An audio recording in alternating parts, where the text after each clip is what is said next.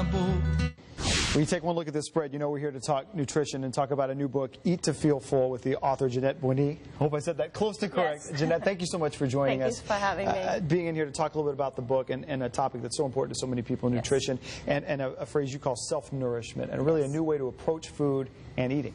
Yes.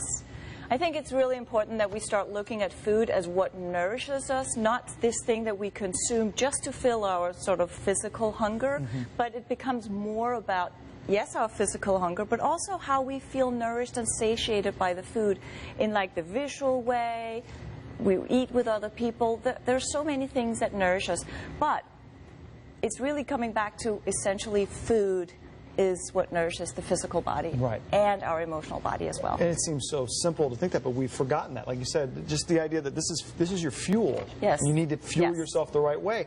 It's lost on a lot of people, or people maybe feel overwhelmed, or whatever the issue is. Yeah. You've obviously brought some examples of good fuel that we all need to be taking in. What are we looking at here? Well, or in what order? Yes. Well, there's a lot of things that we need. We need protein, we need good complex carbs, and we need fat. And you mentioned when we were talking before about feeling tired, for example, and a lot of times we then substitute with sugar. But what we really need is the good complex carbs and some fat, because that helps our energy and our brain. So we don't think of it as brain food as carbohydrates, but it is. So some of the good carbs are like the root vegetables that really make us feel nourished because they also carry the sweetness.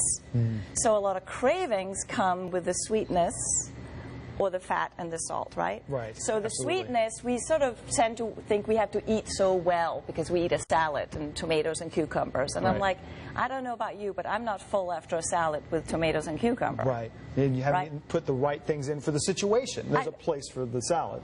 I need some substance, right? Right. So that's the root vegetables, like the beets, there's squashes that are amazing, and they're sort of like almost forgotten, but coming back now because people are starting to get more interested in whole foods. That's right. The carrots, for example, too, is a great snack as well, right?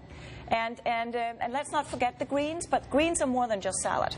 Right? Again, it's the fiber. It's like texture in this stuff, right? It really is. You know, it's like dense. So you make it part of a bigger meal and a bigger approach to how you're going to nourish yourself. And one interesting point, too, you talk about in the book is that you will have cravings, different cravings for different reasons. It's naive to think otherwise, but there are ways to kind of process that in that moment. And the more you've eaten well, the more ammunition you're going to have to fight off the bad cravings. Yes.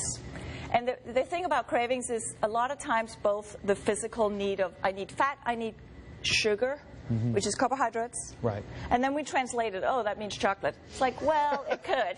But, you know, that might be more of an emotional craving or memory. Oh, it was so nice when I last had this, whatever, pizza or whatever it is, these things that we translate, right? Yes. We translate these cravings, but the essential cravings that we have in the body comes really down to the ingredients.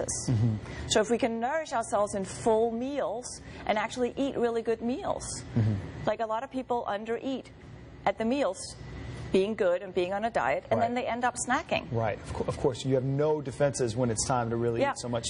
And that's a craving as well, many times. Like, oh, I'm hungry, I'm nudgy for something, right? And the more you do this, put this in practice, and eat these good things as outlined in the book, the better you'll be going forward to be able to keep doing it. It's like any other habit. Yeah. And what I hear from clients all the time is that when they start eating full meals that actually have good carbohydrates in them, like we forget some of the whole grain, that instead of bread, like making a rice dish, right? Look at the black rice, for example. It's like amazing. Yeah. You never think about that. Right. So many good new ideas in the book, Eat to Feel Full. Jeanette Bronée, thank you so much for your time. We appreciate it. Thank you so much for having me. Thanks. Thanks.